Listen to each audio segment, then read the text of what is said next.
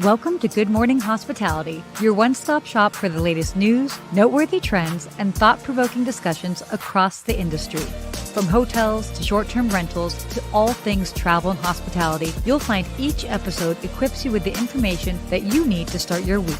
Join us on Good Morning Hospitality every Wednesday, wherever you get your podcasts.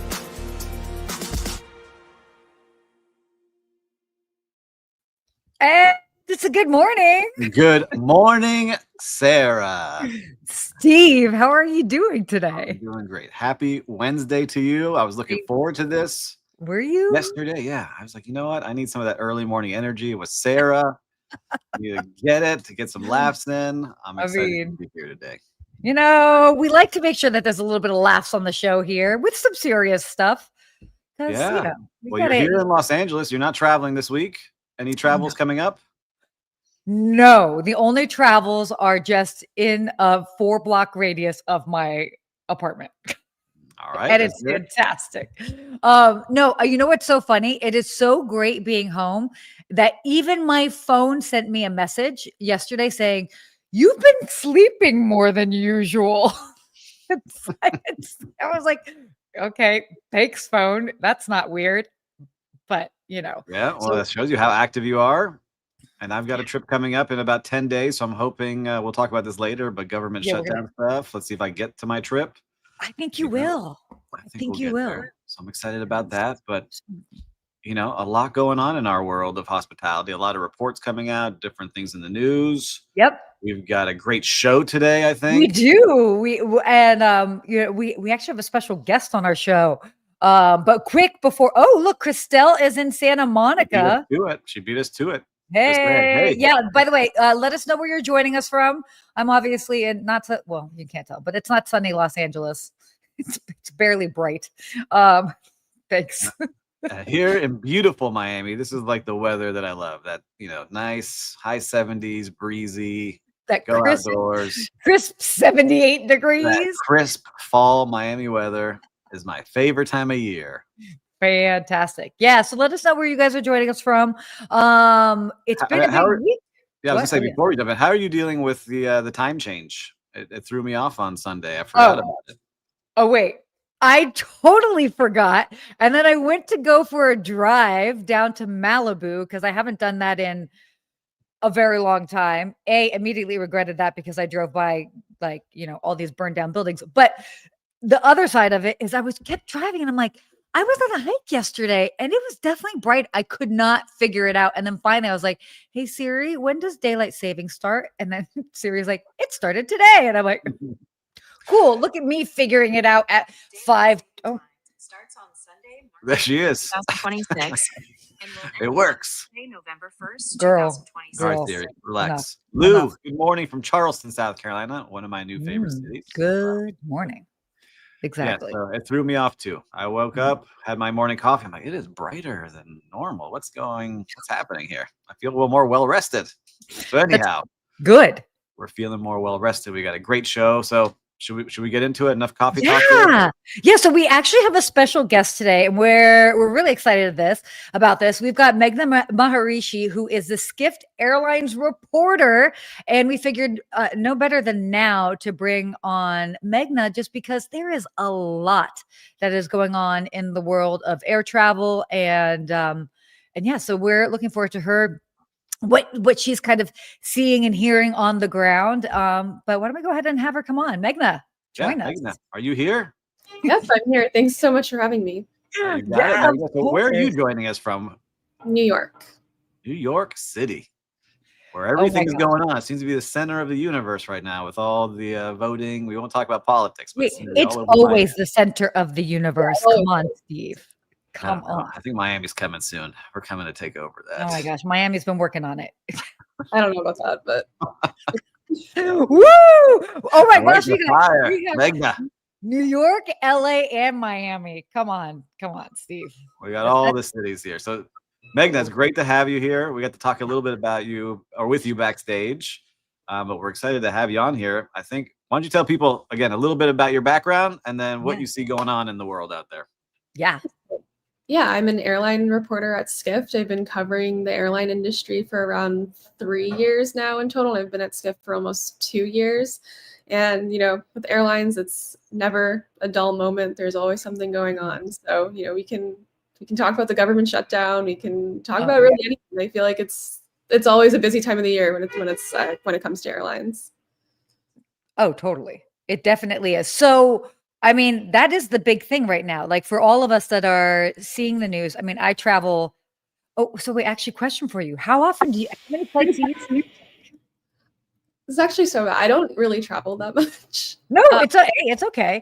I feel like It's there's all good. something too much about airlines. Like I think maybe I don't know, maybe I fly less than 10 times a Okay. year, really. I don't know. I don't really like take that many vacations necessarily. And then for work, Yeah, and if you're not living traveling in for work, yeah, everything's totally. scarce. But yeah, I'm not like the biggest traveler actually, but I do cover airlines. So Yeah. Oh, so no, but I love this because I do want to hear. I mean, like you're hearing everything that's happening in the space, and I mean, gosh, I think this is a slow year for me, and I'm probably at like 77 flights, which is just ridiculous. It's crazy. I might as well be a flight attendant at this point. But it, it's been interesting because I'm based in Los Angeles. I flew out of Denver. Prior to that, I actually flew into Miami. So I've been around. I've been flying into some of the major hubs in and out during and then through Atlanta. Through this shutdown, it's been smooth sailing for me. But I mean, what I'm seeing online and some of the videos, like Houston Airport, oh goodness gracious. Like it's wild out there. So why don't we just talk about like where we're at in the government shutdown? What day is this? Is this day like 38? What day is it in the shutdown? I believe it's day 35. So now Okay. it's tied as like the longest shutdown with 2019 right now. Wow. Tomorrow will officially be the longest shutdown in US history, given there's no indication that the government will reopen anytime soon.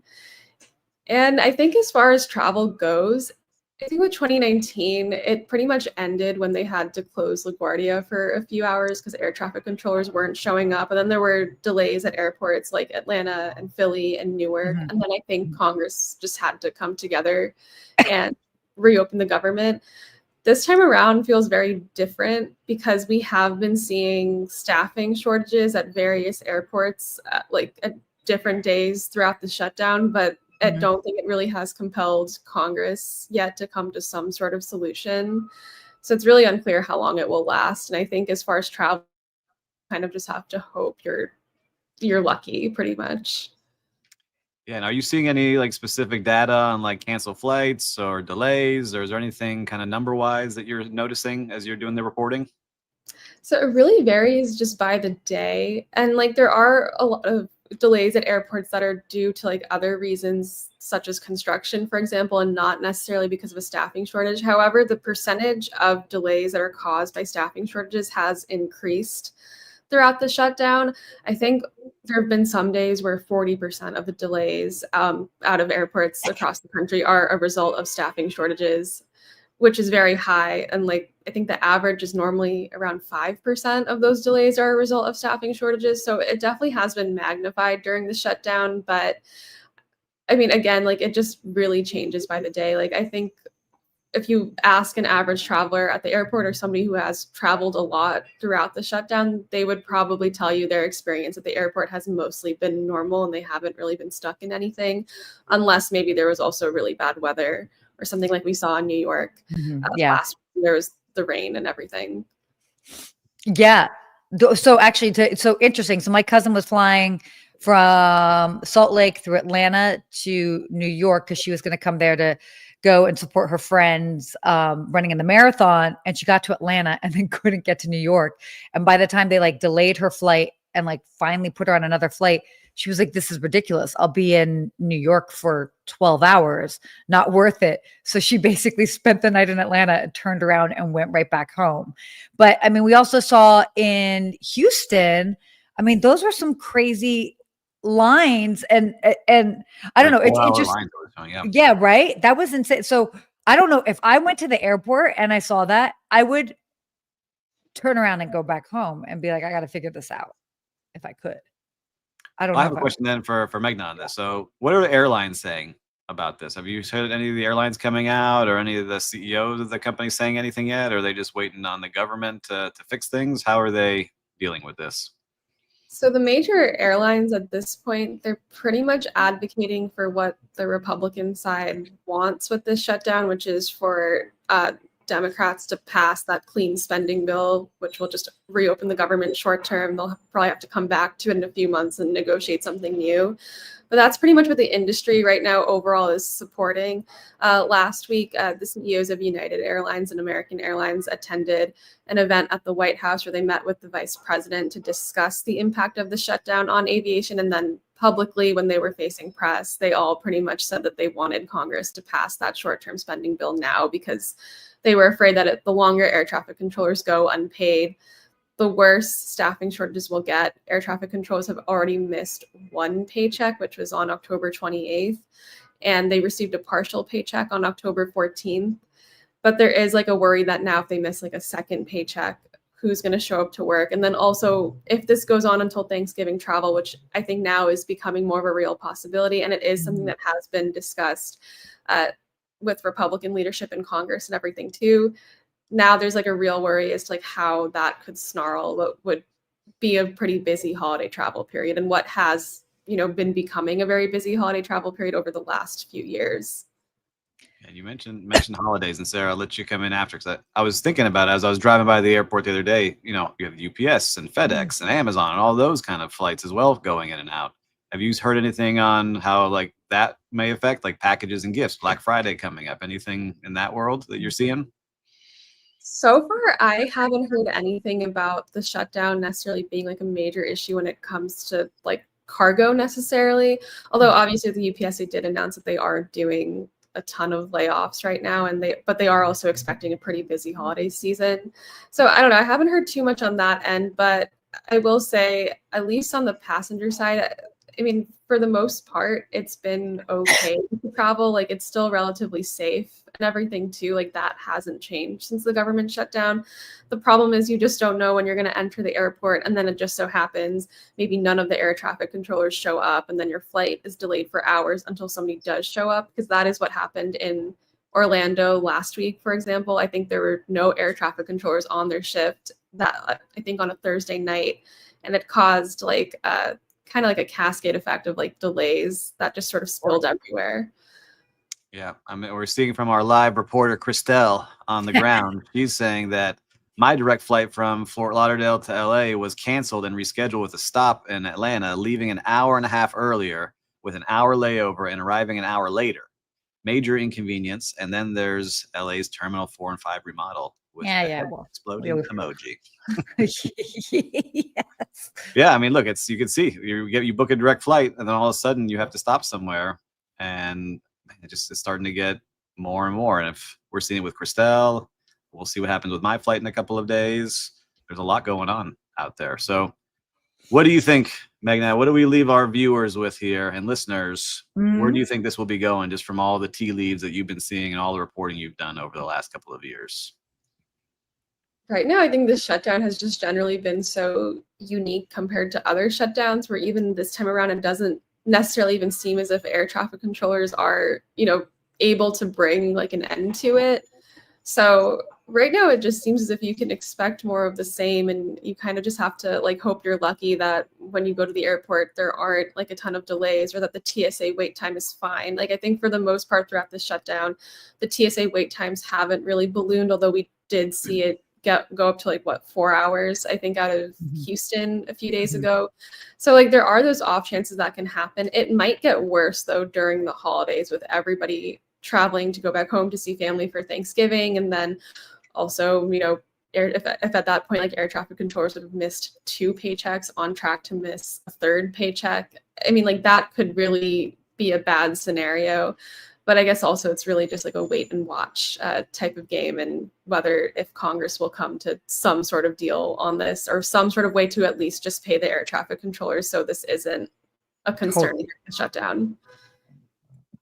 It just feels so negligent, like, because like, I mean, there's a part of it that's like, there's so much I mean, it's public safety.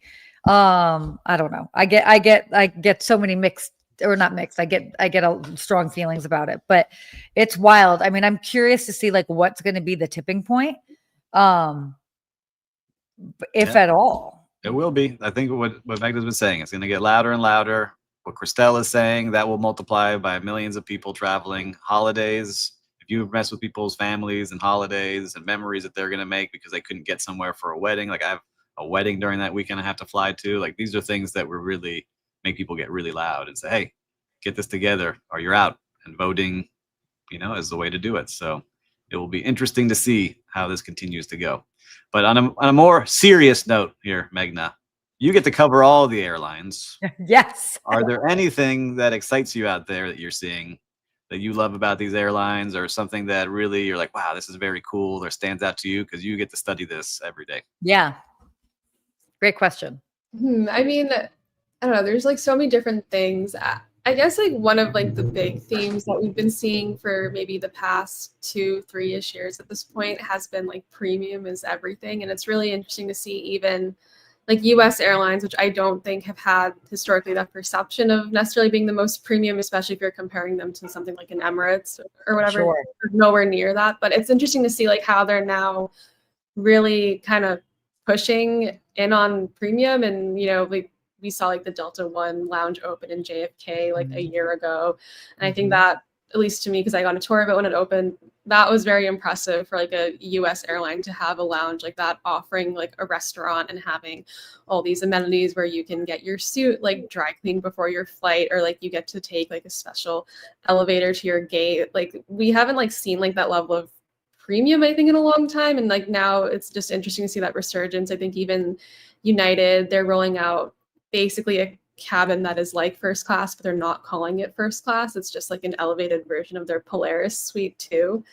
But I'm always like curious as to like how long like this premium boom is necessarily going to last, because it is also kind of dependent on a good economy, or like whatever sector of consumers that they're having. It's dependent on them wanting to spend that money. So I guess it's just interesting to see also how long that lasts when you look at everything else going on in the world and in the news. But I don't know. To me, that's been very fascinating. It's true. Dare we say, do you have some favorite airlines? They're all her favorites. They're all her children. Oh, I mean, I'm like, if you're not allowed to say, you don't have to say. You can also be airline agnostic. It's okay. I'm very basic with the way that I pick flights. I really just mostly go off of the price. Yeah. And I'm in New York, so it's always either like Delta, American, or United. Pretty much, sometimes like JetBlue, depending on where I'm going. I guess of the three, I probably fly Delta the most, just out of like LaGuardia. It's very convenient. Super But I'm not sure convenient. if I have like a favorite necessarily. I'm a very like routine like economy flyer, and I'm one of those people, like if I go on a vacation, like I would rather spend more money on like the hotel and the experiences than the flight. So I guess I don't typically have like a very strong opinion. As long as I just get there, it's fine. Yeah. No, I'm totally with you on that. And when I was traveling less. Hold on. You're Miss Delta. What are you talking about? Whoa. Hold on. I was saying I don't want to spend a lot on my flight. Oh, got you. Do I have brand loyalty? 100%. Everybody knows my brand loyalty, except Delta. Kidding. But yeah, so but I understand what you're saying, because before I was traveling this much when I still worked at a hotel, and so I was traveling a lot, but not quite at the same rate. It was very different for me in how I chose my flights. I chose it based off of schedule and pricing, which I think a lot of people do, because I mean, if you're traveling 10 to 12 flights a year, if that type of, you're going to be choosing your flights in a very, very different way than if you're traveling over 50 flights a year. And then that's where the loyalty game obviously makes a lot more sense. But you brought up a really interesting point, is that domestic airlines, you can't really compare them to the international ones. And so it's interesting that they are kind of trying to like up their game, so to speak, as far as their offerings. And yeah, Delta One, Polaris, they've definitely done a great job with that. So It is interesting, even though we are hearing that the luxury market sector is continuing to stay strong, and that those are the individuals that would fill those seats. When those seats are not full, then it becomes an upgrade game. And so everybody's going to want like that free upgrade where they can to those seats. And then what does that do to the numbers on the back end? And how consistent, how often does that end up happening? And that's where it'll be interesting to see how long they lean into it. It's funny though, with as far as the upgrades go, at least with Delta, I think those upgrades have been happening less and less often because most of their business class seats are basically being paid for. I think like back then it was mostly like if you were a loyal flyer, you would get upgraded. But now that's a lot harder because people are actually buying the seats, and that's how those seats are getting filled up. Well, they also have to thin the herd. So they're still going through that whole process where, like in the pandemic, they let everybody keep their status. It became easier to get. That's how I first got a taste of the higher status. And now that they've changed how people can keep their status, most of the colleagues that I know that always had Delta Diamond status for many, many years are telling me, they're like, I'm not making it this year. I'm not making it this year. I'm not making it. And then here I am, $1,000 of spend away from making it. And I'm going to be that person that I never thought that I would be. That's like, where can I fly so I can spend $1,000 so I can maintain my status? But it's harder. It's definitely harder. It's harder, but they're still having a lot of people like with status. And I mean, they're offering even more expensive products. Like they've been increasing their fees with credit cards. So there's clearly like a lot of demand. It's been very fascinating to see, like, especially how this sort of, I guess, wealthier traveler is very resilient and just willing to spend on a good experience pretty much. I'm in the process of booking a $20,000 round trip Emirates flight for clients of mine. Ain't no thing. Some people. Wild. I love it. Love it. It's crazy. Crazy. Well, this has been awesome. Thank you so much for being able to like join us and talk to us about all of this. Yeah, I think too, we have a story. Maybe Meghna, you want to hang out with us for a little bit longer about him. We can come back to Marriott, which we have to talk about, but American Airlines, right, just announced that they're going to be doing corporate layoffs and some bigger implications. And they're talking about streamlining their operations like everyone is doing right now with technology. And they're also focusing on enhancing their luxury kind of flight programs. What are you seeing on that story? Yeah, so it looked like the layoffs that American was doing, it seemed it was more as if, we hired too much during the pandemic and in the couple years like out of the pandemic, and now we don't need as many people.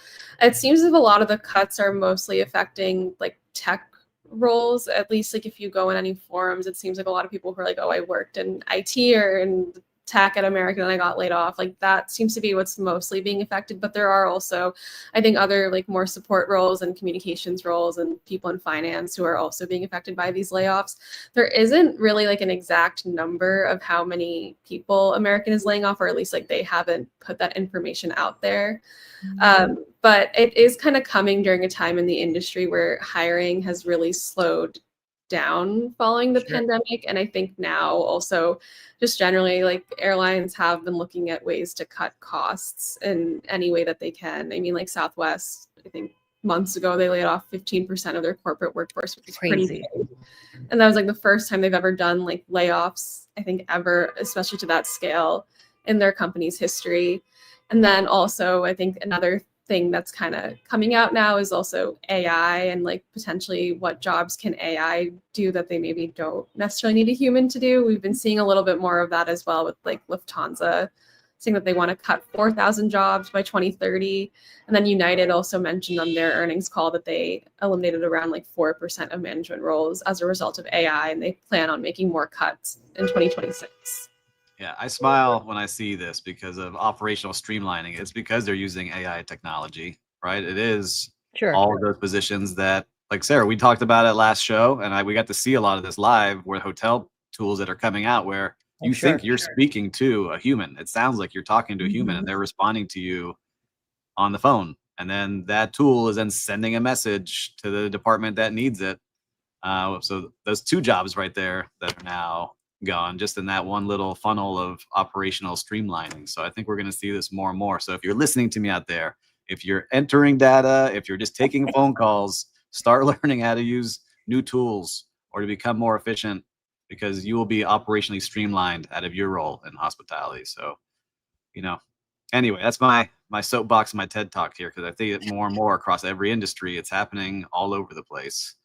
But, what is Paul saying? Feels like tech enablement is where you'd want to invest to help streamline processes and trim expenses. I agree with you, Paul, but we'll see kind of what comes from there. Well, Meghna, look, we loved having you on the show today. Yeah. It was awesome having you here. You're free to hang out with us if you want. We're going to go talk about some hotel stuff, but you are amazing. I love learning so much from you. And for all the listeners and viewers, make sure to check out all of Meghna's writing and articles on Skift. And where can they find you online if they want to connect with you? Are you on LinkedIn or Instagram or anywhere like that? I am on LinkedIn, so you can connect with me there. And it is just my name. All right. Amazing. By the way, you are welcome to come back and join us at any point. And considering that this shutdown is probably not going to end anytime soon, we might need to have you come back. So yeah.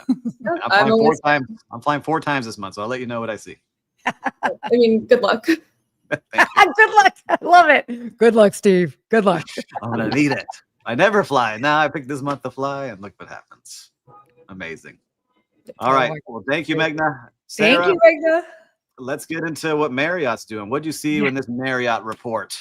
Okay, cool. So this is interesting. So Marriott's 2026 outlook and also business update. So their forecast shows optimism in the future. And it's kind of fueled by obviously the FIFA World Cup. That's going to be happening in several big cities across the country, including Los Angeles, and then also a new co-branded credit card partnerships. So there, as we talked about it with hotels. Obviously, this is huge with airlines. Just continuing to they're seeing this continued strength in the luxury and premium segment. So it's Luxury interesting. keeps going. There was 2 things that really stood out for me here. Sure. And when the CEO was talking. First, the credit card. Did you see how much money they make from having? Oh, no. Wait, repeat what that is.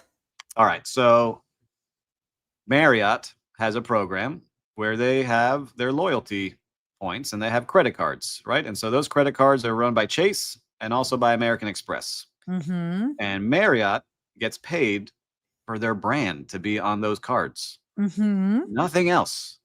And they made $619 million from people swiping their branded American Express or Chase credit cards.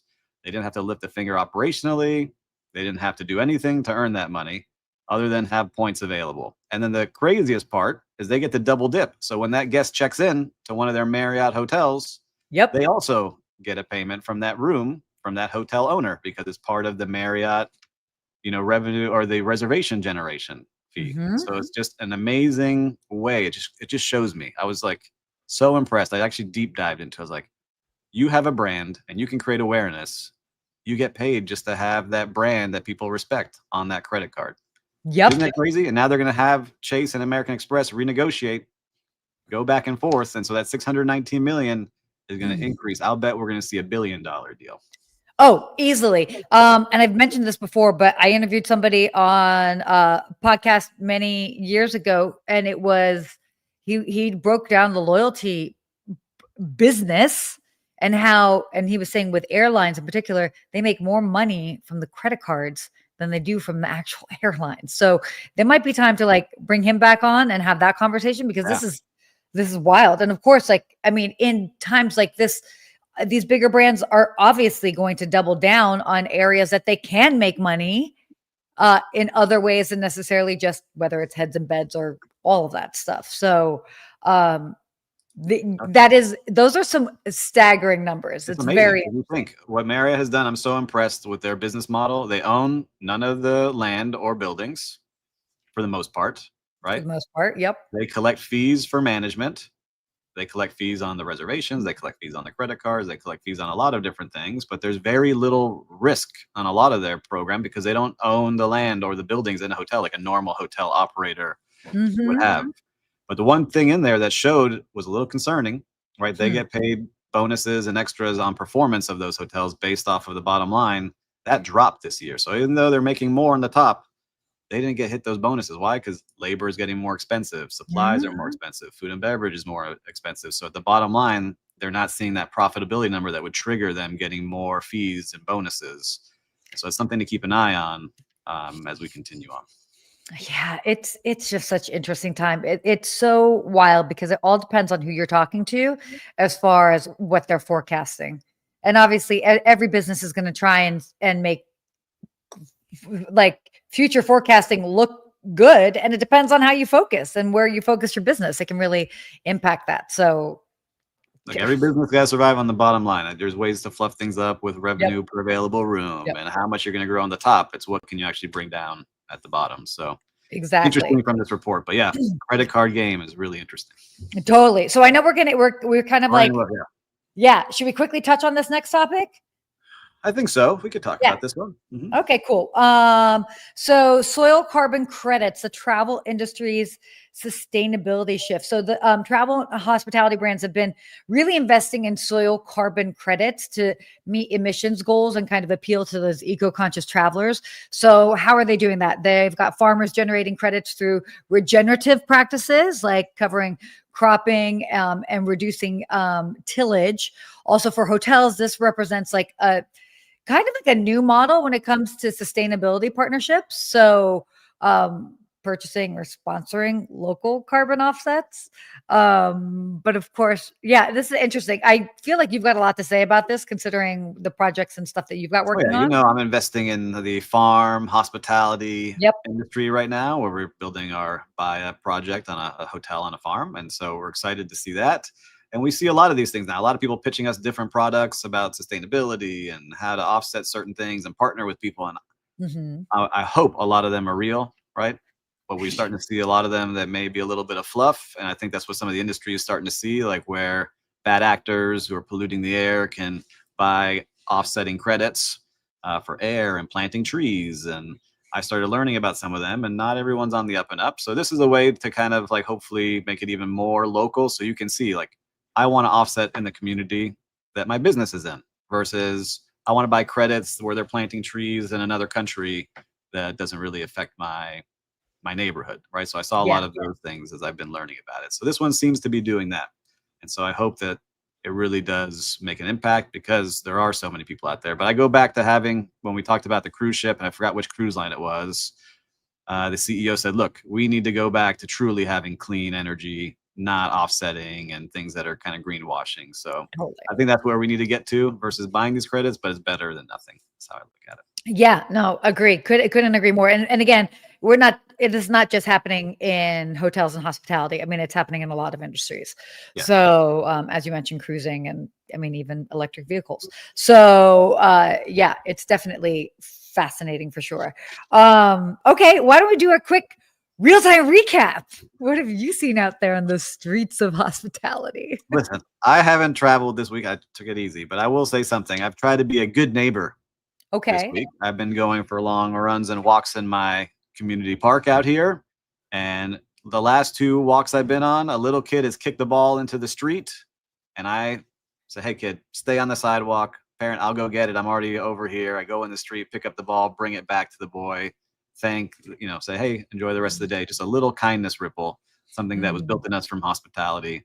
And I think a lot of us can do that, whether it's holding the door for somebody, saying good morning, good afternoon. Like a lot of big cities that we live in don't do that. And I think that it goes a long way by putting that little hospitality ripple into the universe. So that's my real-time recap today. I love that. The hospitality ripple. Well, I'd almost say it's the hospitality small world effect.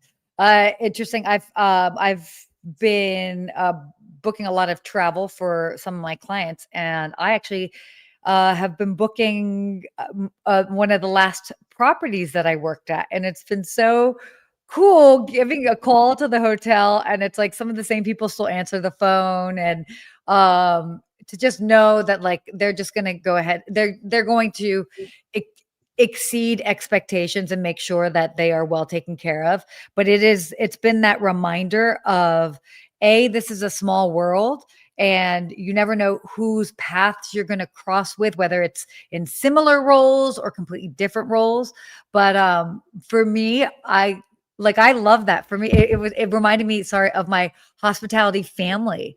And yeah, so it's just always that reminder. You will probably cross paths with somebody again in the future, and to always be kind and nice. Yeah, I love it. I think that's great. And it goes to our quote of the week. Yes, let's get into that. You All want to say it and share it? Let's see it. I got it here on my screen. Resilience in hospitality isn't about avoiding turbulence. It's about learning how to fly through it. Ooh. And I think that's a great example of what I was showing behind the scenes. Not everything will go your way every single day. You're going to have to deal with iguanas sneaking into your vacation rental and having to pull it out, as one of my team members just did this morning.